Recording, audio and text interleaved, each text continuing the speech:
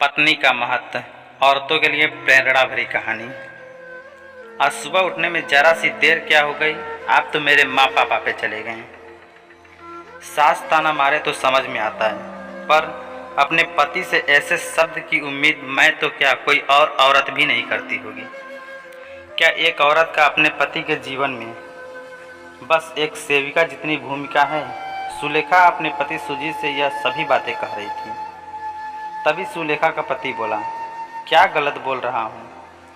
मैंने तुम्हारे मायके में देखा है, जब तक तुम्हारे पापा ऑफिस नहीं जाते थे तुम्हारी माँ उनके आगे पीछे लगी रहती थी, और एक तुम हो उनकी बेटी कि घर की फालतू कामों में इतनी व्यस्त हो जाती हो कि तुम्हें ये ध्यान भी नहीं रहता कि अपने पति के कपड़े में आयरन हुआ कि नहीं। सॉरी कहने की जगह तुम मुझसे तेज आवाज़ में बात कर रही हो। सुलेखा बोली, मैं सॉरी क्यों आपको बोलूं, जब मेरी कोई गलती ही नहीं है। मेरी माँ का पापा के आगे पीछे में घूमना तो आपने देख लिया, पर आपने ये नहीं देखा कि उनके जीवन में उनके पत्नी का क्या महत्व और क्या स्थान है। जहाँ आप मुझे तेज आवाज़ और तू तड़ाक में बात करते हैं, वहीं आज तक मेरे पापा ने मेरी माँ को कभी तुम नहीं कहा, हमेशा प्यार से आप शब्द से संबोधित करते हैं, और एक आप हैं। सुजीत बोला, सुना माँ, इसके शौक तो देखो, ये महारानी चाहती हैं मैं इनसे आप कहकर बात करूं। अरे जाओ, पत्नी पतियों को आप करके बात करती हैं, या पति अपने शौक ना अपने मन में ही रखो तो अच्छा है। सपने वही देखो जो पूरे हो सकते हैं। इतना कहकर सुजीत हंसने लगा। सुलेखा बोली, पतिदेव, इज्जत वहीं मिलती है जहाँ लोग इज्जत देते हैं। औरत कोई पैर की जूती नहीं होती जिसे आप बार बार ठोकर मारेंगे और वो आपको सर पर बिठाएगी। क्या औरत की जगह पति के जीवन में एक सेविका और बच्चे पैदा करने की मशीन जैसी होती है? अगर आपको ऐसा लगता है तो अपनी गलतफहमी को दूर कर लें, क्योंकि मैं न तो आपकी सेविका हूँ, न ही कोई बच्चा पैदा करने वाली मशीन। सुलेखा की सासू माँ वहीं पर खड़ी होकर अपने बेटे और बहू के बीच हो रहे तू मैमे को सुन रही थी। अब उन्हें भी रहा नहीं गया, और सुलेखा की बातें सुनकर सुलेखा की सासू माँ बोली, अरे बहू, इतना भी क्या गुरूर? अगर एक सॉरी बोलने से बात खत्म हो सकती है तो कह दो सॉरी। हमारे हिंदू धर्म में तो पतियों की तुलना परमात्मा से की जाती है, और तुम हो कि इस तरह से बात कर रही हो। सुलेखा अपनी सासू माँ की बात सुनकर हंस कर बोली, मम्मी जी, इस विषय में ज़्यादा कुछ कहना नहीं चाहूँगी, पर क्या आपके बेटे के जीवन में मेरा बस एक नौकरानी जितना ही महत्व है? जितना मैं जानती हूँ, देवी देवताओं में पहले देवियों का नाम लेकर उन्हें सम्मान दिया जाता है, तो क्या मेरे घर में मुझे और मेरे काम को महत्व नहीं दिया जा सकता? इतना कहकर सुलेखा वहाँ से चली जाती है। सुलेखा तो अपनी बात कहकर वहाँ से चली गई, लेकिन इधर सुजीत अपने माँ से कहता है, देखा माँ इसके तेवर, शादी को धीरे धीरे 12 साल हो गए हैं। अब इन्हें इस घर में अपनी एक अलग जगह बनानी है। अगर इतना ही है तो कमाएं और खाएं, आखिर रहती तो मेरे ही पैसे पर है। सुजीत की माँ बोली, बेटा, अब मैं इस उम्र में तुम्हारे कपड़ों में आयरन तो कर नहीं सकती, तो तुम खुद ही कर लो। थोड़े दिन छोड़ दो बहू को, कल को जो तुम कहोगे आखिर उसे वही तो करना होगा। इतना कहकर सुजीत की माँ भी अपने कमरे में चली गई, और सुजीत को अपने कपड़े खुद आयरन करने पड़े। कुछ दिन तक ऐसा ही चलता रहा। सुलेखा के घर काम करती सुलेखा घर के काम करती, परंतु अपने पति सुजीत का एक काम नहीं करती थी, जिससे सुजीत को बहुत परेशानी होने लगी। एक दिन सुलेखा की सासू माँ बोली, बहू, आखिरकार ये सब कब तक चलेगा? सुलेखा बोली, माँ जी, जब तक कि आपके बेटे को ये एहसास न हो जाए कि उनके जीवन और इस घर में मेरा भी कुछ महत्व है, कम से कम तब तक तो ऐसा ही चलने दीजिए।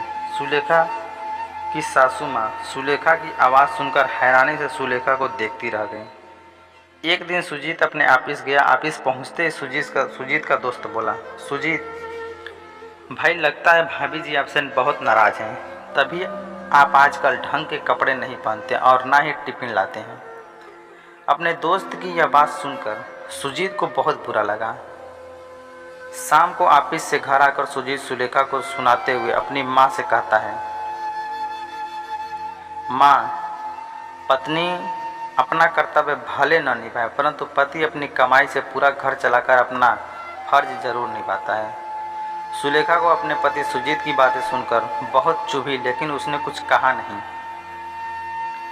अगले दिन सुलेखा की पड़ोसन बातों बातों में बोली, भाभी, विज्ञान और गणित में आपकी पकड़ बहुत अच्छी है, तभी आपके दोनों बच्चों के अंक बहुत अच्छे आते हैं। आप किसी स्कूल में या फिर ट्यूशन क्लास क्यों नहीं शुरू कर लेती?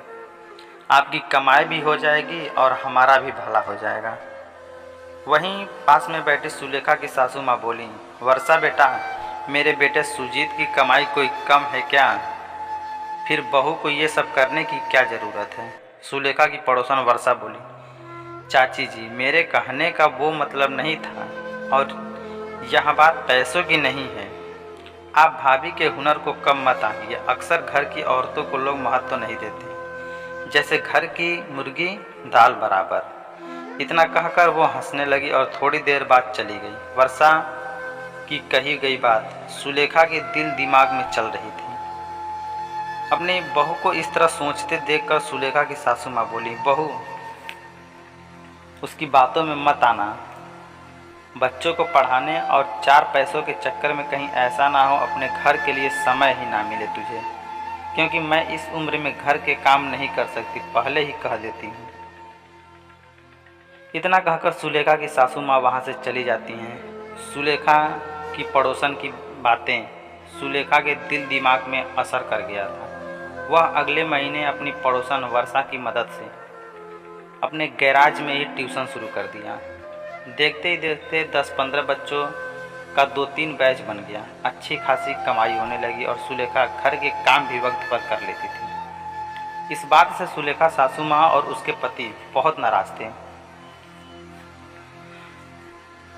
और धीरे धीरे इसी तरह समय बीतता गया। एक दिन सुजीत अपने ऑफिस से थका हारा लौटकर जल्दी घर वापस आ गया था।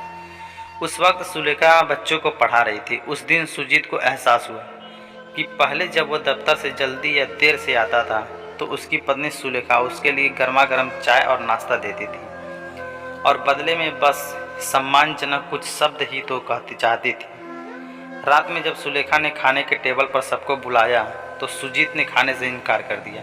यह सब देखकर सुलेखा की सासू माँ बोली, बहू, कहीं तुम्हारे महत्व के चक्कर में तुम्हारी गृहस्थी न बिगड़ जाए। सुलेखा बोली, मम्मी जी, तो क्या मैं गलत हूँ? क्या मेरा इस घर में या अपने बेटे के जीवन में कोई महत्व नहीं है? सुलेखा के सासू माँ बोली, बहू, एक बार बैठकर शांति से बात कर लो, कहीं ऐसा ना हो इन चीज़ों का प्रभाव तुम्हारे बच्चों पर पड़े। इतना कहकर सुलेखा की सासू माँ बच्चों को लेकर अपने कमरे में सोने चली गईं। सुलेखा खाने की प्लेट लेकर कमरे में गई तो सुजीत ने खाने से एक बार फिर इनकार कर दिया और कहा, जब तुम्हारे जीवन में मैं कोई मायने नहीं रखता और मेरी कोई जगह ही नहीं तो खाना खाकर क्या करूँगा? सुलेखा अपने पति सुजीत की बात सुनकर बोली, मेरे जीवन में आपका क्या महत्व मैं शब्दों में बयां नहीं कर सकती। बस इस घर में और आपके जीवन में अपनी एक जगह बनाने की कोशिश कर रही थी ताकि कल को आपके बच्चे मुझसे ज़्यादा आपकी इज्जत करें और वही बच्चे कहें कि मेरे पिता के जीवन में मेरी माँ का कितना महत्व था। मैंने आपसे क्या ज़्यादा मांग लिया? इतना कहकर सुलेखा रोने लगती है। अपने पत्नी सुलेखा को इस तरह रोते हुए देख सुजीत का दिल भी पसीज जाता है।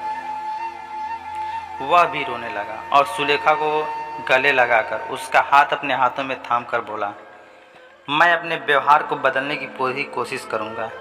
इन कुछ महीनों में मुझे समझ में आ गया है कि मेरे जीवन में तुम्हारा क्या महत्व है। अगर आदमी जीवन रूपी घर की छत है तो उस घर की नींव एक औरत ही होती है। मैं अपने सारी गलतियों के लिए तुमसे माफ़ी मांगता हूँ। इतना कहकर सुजीत भी रोने लगा। कोई भी पत्नी अपने पति को कभी रोते नहीं देख सकती।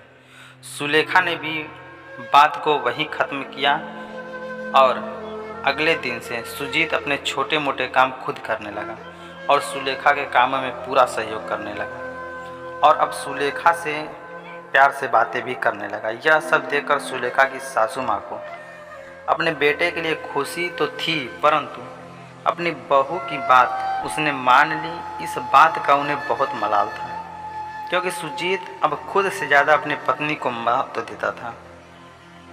तो कहीं न कहीं सुलेखा की सासू माँ को अपना सिंहासन हिलता हुआ नजर आया।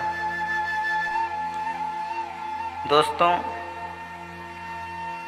हमें हमेशा औरतों की कदर और इज्जत करनी चाहिए, क्योंकि वह हमारे घर की नींव होती हैं। उन्हीं से हमारे घर की खुशियाँ होती हैं। वह औरत आपकी माँ, बहन, भाभी, आपकी पत्नी कोई भी हो सकती है।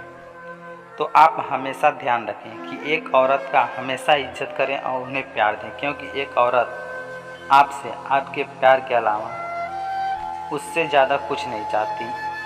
तो मैं आशा करता हूँ कि आप लोगों को यह छोटी सी कहानी अच्छी लगी होगी। अगर आप लोगों को यह कहानी अच्छी लगी हो तो वीडियो को एक लाइक और कमेंट ज़रूर करें। और हमारे चैनल पर अगर आप नए हैं तो प्लीज़ हमारे चैनल को सब्सक्राइब करके हमें दिल से सपोर्ट करें, क्योंकि हमें आपके सपोर्ट की बहुत ज़्यादा ज़रूरत है। तो प्लीज़ आप लोग सपोर्ट ज़रूर करें। बहुत ही जल्द मिलेंगे एक नई वीडियो के साथ। तब तक के लिए आप लोग अपना और अपने परिवार का अच्छे से ख्याल रखें। जय हिंद, राधे राधे।